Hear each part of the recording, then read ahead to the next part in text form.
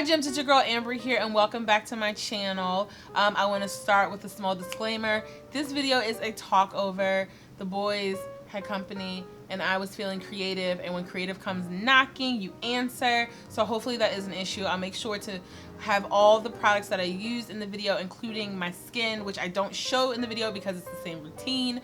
But I did get this at my door. This is the Warrior 3 palette by Juvia. I've had this for a couple weeks and just kind of been mulling over it, just trying to figure out what colors and what looks that I wanted to go with. I was inspired by our girl TaylorMade Jane here on YouTube. She is a monster when it comes to color creation, and being as though this came a knocking, I figured why not. I did do a little spin, so it's not identical to her look, but it's definitely derived from her, so I want to give her not only shout out but credit for that. So if you are interested in how I achieve this very blue, over the top, going to Target on Sunday afternoon look, keep watching.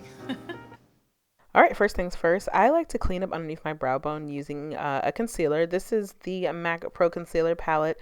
I'm using the shade NW43, and I like to apply this all over the lid just because I have dark, like hyperpigmentation around my eyes, and I like to cancel that out before I apply any shadows.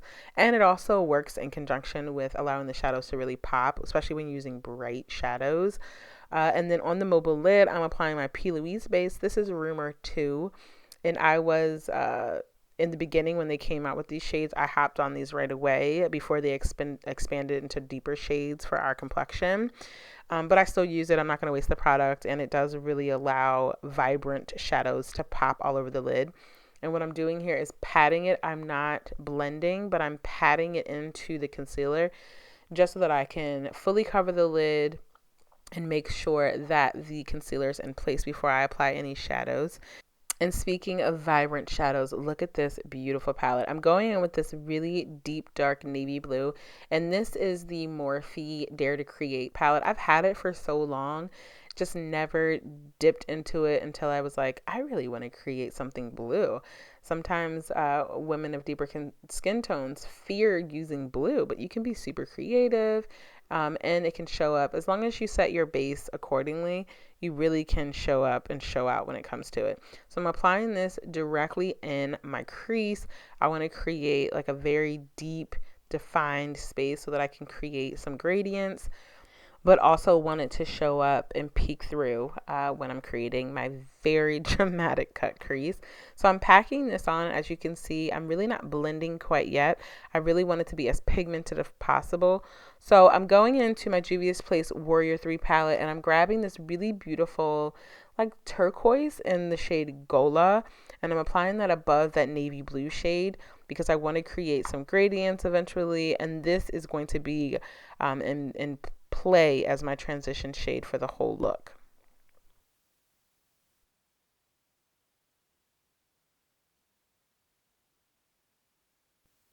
Next, I'm going to go back into that Warrior 3 palette by Juvia's Place, and I'm going to grab my next transition shade, which is Fanci. And if you guys don't follow me for some time, I always typically work from brow bone down, but in this actual application, I'm going darker to lighter, and this pink is really going to ground the entire look, especially from the mermaid perspective. If anyone knows anything about the color wheel, you know that pinks and blues go really, really well together, and I'm just using any old blending brush and buffing out those harsh lines. One thing you won't see here is the 15 minutes of blending that has to happen with such a dramatic look. And especially when you want pigment to show up on deeper skin tones, you tend to have to keep dipping into the pan to make sure that it really shows up the way that you want and where you're most comfortable with. Right here, you see me showing you my MAC median, is it called medium mixing? Yeah, let's go with that. But ultimately, because I wanted to apply Gola all over the lid and I wanted to pop underneath the glitter, I used my mixing medium and this eyeshadow and place it underneath the deep navy shade to start building out the cut crease so that I can apply the glitter and it really show vibrant up underneath of that. So that's what you see me doing here. I'm just patting it on. The mixing medium I used actually on the back of my hand. So I dipped that I dipped my brush into it, applied it all over, and created the cut crease. And then I used the same brush, sorry, here, speaking to my children. And then I dip back into Gola and pack it all over the lid so that you get that vibrant turquoise blue. I don't know if turquoise is it. Is turquoise the right colorway?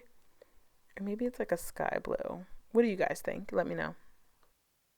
So I really wanted to intensify my cut crease, so I dipped my brush back into that dark navy shade out of the Dare to Create Morphe palette because I didn't want to lose all that work that I did. Once you feel comfortable, you definitely can intensify the outer V. That's what I did here.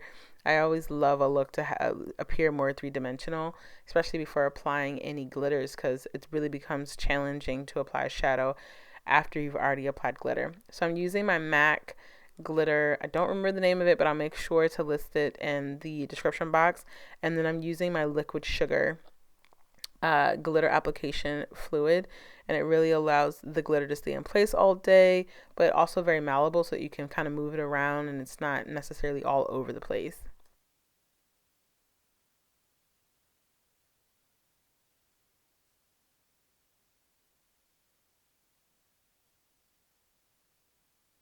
Then we go in with our liner. I'm using my Sigma liquid liner pen. This is a product that I talk about in my October favorites coming to a YouTube near you. But what I really love about it, especially when working with glitters, is that you can kind of use the felt tip to outline the liner and then fill it in. So that's what I do here. Uh, some people may not need to pull their eye taut. I feel like that works best for me because I want something super even. And I'm super particular about how the eyeliner looks on my eyes. And then I have these lash extensions, so sometimes they get in the way. As you can see here, I'm dipping a little into the black because when I wear eyeliner, I hate shiny eyeliner. I need a matte eyeliner. So I always go into my black with a definer brush and pack that on top of my eyeliner. And then you can see here I have a little bit of glitter in my lashes, so I'm always kind of cleaning those and making sure that they're looking, their very best. For my inner corner, I go into my Lime Creme palette. Again, I don't know the name of this shadow either, but I'll make sure to list it below. And I just apply this in my inner corner. I just felt like it was a really nice touch to an overall mermaid-esque, like think about under the sea, kind of like the foliage down there. And then in my lower lash line, I'm going with my Buxom liner in this purple, and I'm applying this all along the lash line because I know that I want my bottom lash. Again, when you're talking about the color wheel, purples, blues, pinks, greens, they all work really, really well together. And it allows me to play in another shade out of this Warrior 3 palette, which is called, since I have it in front of me, Cadence. And it's just a really beautiful, rich, royal purple. And I'm buffing that underneath the lash line. And what you see me doing here is using some Scotch tape because there's glitter everywhere and it's just probably the best way to get Scotch tape off. Yes, honey, she's back, slayed to perfection. Lip liner, I'm using MAC Chestnut. There's nothing new here. Don't judge me. I know I need another one. Matter of fact, I may actually step out and get the ColourPop liner in BFF. For lip, we're going in with our Too Faced Chihuahua. This is in the matte finish lip pout. Very oldie but goodie. And then over the lid, I'm going with my Creme Brulee from NYX. This is their Butter Gloss, which is one of my favorite glosses outside of Fenty. So there you have it. This is our wonderfully done blue mermaid-esque look. Totally viable and wearable to running errands at Target. Hope you enjoyed it. See you in our next video, gems. Bye.